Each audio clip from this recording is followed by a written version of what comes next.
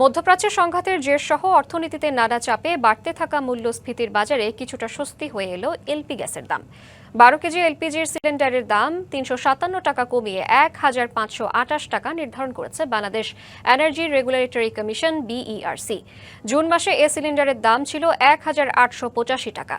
বৃহস্পতিবার Ramna engineers institute ভবনে সংবাদ সম্মেলনে বিইআরসির চেয়ারম্যান বলেন, সৌদি আরবের সিপি দাম কমানোয় দেশের বাজারে দর কমেছে, তবে হরমুজের উত্তেজনা পুরোপুরি থামেনি বলে এখনও কিছু সমস্যা রয়ে গেছে জানিয়ে বিইআরসি চেয়ারম্যান বলেন, জাহাজ ভাড়া কমলে দাম আরও কমানো সম্ভব হতো। তবে গত 2 মাসে সরকার নির্ধারিত দাম 1885 হলেও ভোক্তা 200 টাকা কমেই এলপিজি পেয়েছে বলে দাবি বিইআরসি চেয়ারম্যানের।